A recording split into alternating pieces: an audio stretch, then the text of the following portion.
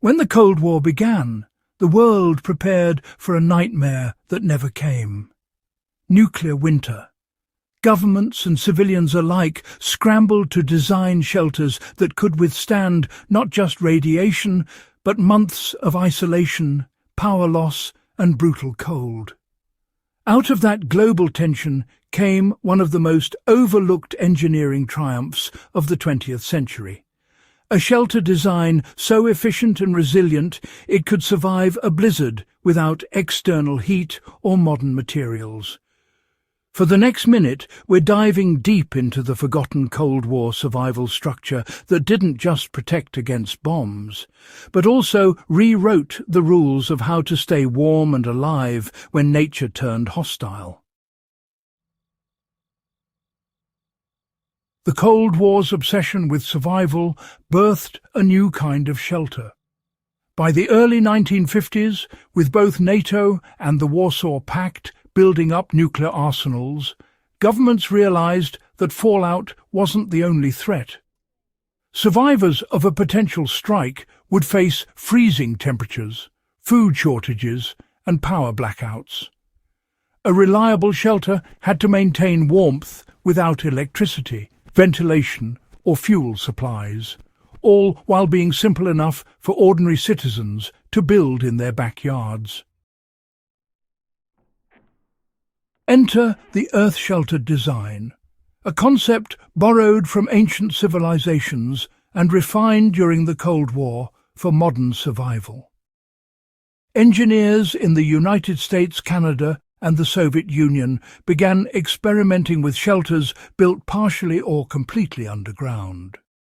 Instead of relying on heaters, these structures use thermal mass, the natural insulating power of earth and concrete, to maintain stable internal temperatures even in blizzards.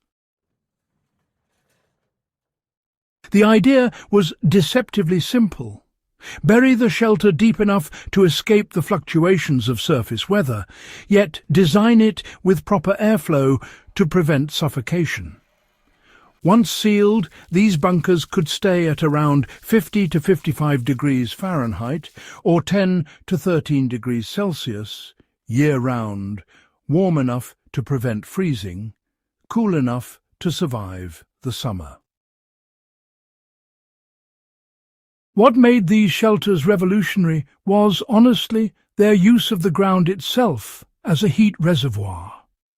Unlike air, which changes temperature quickly, soil changes temperature slowly. About 3 to 4 feet below the surface, the Earth maintains a fairly constant temperature throughout the year, pretty much unaffected by external conditions. Cold War engineers realized that by embedding a shelter at this depth and lining it with thick concrete or sandbags, they could harness this natural thermal stability. The key, really, was in controlling moisture and airflow. Many of these shelters included gravel drainage trenches, waterproof linings, and adjustable air vents. Some designs even incorporated heat recovery ventilators long before the technology became mainstream, allowing fresh air to enter without losing internal warmth. The result was astonishing. People could live underground through Arctic storms or weeks-long blizzards with minimal firewood or mechanical heat. In fact, Cold War testing in northern Canada proved that a properly sealed, earth-insulated shelter could maintain survivable temperatures even when external temperatures dropped below -30 degrees Celsius. The surrounding soil acted like a massive thermal battery, slowly releasing stored warmth. For modern survival enthusiasts, the lessons from these shelters are more relevant than ever. If you want to build a blizzard-resistant shelter, or perhaps an off-grid hideout, you can apply the same principles without military resources. The goal is to maximize insulation and minimize heat loss, not by adding high-tech gear, but by working with natural physics. Start with location. A hillside or embankment actually provides natural wind protection and makes partial earth burial easier. Dig into the slope so that 3 sides of your shelter are covered by soil, leaving only one side exposed for entry and ventilation. This single exposed wall should face south in cold climates to absorb sunlight. Next, use dense materials for your walls, concrete packed earth or even gravel-filled sandbags. These store heat during the day and, well, release it slowly through the night. Inside, add a vapor barrier between the soil and living space to prevent dampness.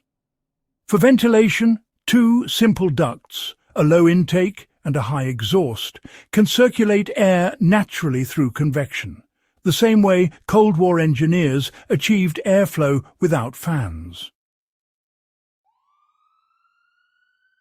So, to maintain heat during severe cold, the shelter's compact design really works in your favour. You see, a small volume means there's just less air to warm up. If you add reflective insulation to the ceiling and keep your sleeping areas low to the ground, where the air is naturally a bit warmer, you'll notice a significant difference. Now, this setup may sound rather primitive, but it's actually been field-tested quite a bit. Back in the 1960s, civil defence drills in both North America and Eastern Europe showed that small, well-sealed shelters built from earth and concrete needed only a single candle or a small cooking flame to stay comfortably warm through entire nights of sub-zero weather. Beyond just surviving blizzards, these shelters really represented self-reliance in its purest form. They didn't depend on grids, fuel lines, or any sort of external aid. Their efficiency came from understanding the relationship between human comfort and the environment. Something I'd say that modern architecture often overlooks. In countries like Sweden and Finland, the concept evolved into what's now called the passive shelter design. Many Cold War bunkers were later converted into homes, storage units, and even research stations in polar regions. Their thick walls, low heat loss, and efficient airflow systems made them ideal for remote areas. Survivalists and off-grid builders today can, well, learn directly from this. When designing a modern survival retreat, an earth-sheltered structure remains one of the most sustainable and low-cost ways to resist extreme cold and maintain comfort with minimal energy use.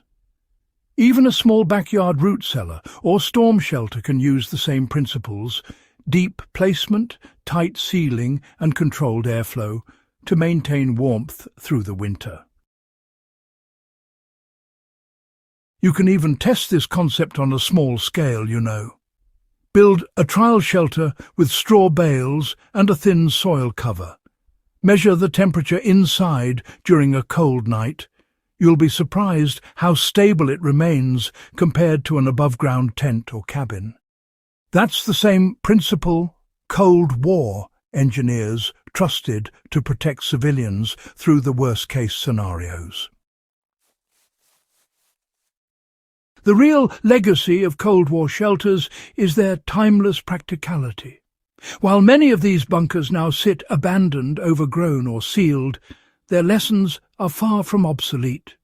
They were built for a future that never arrived, but their science still offers a blueprint for resilience.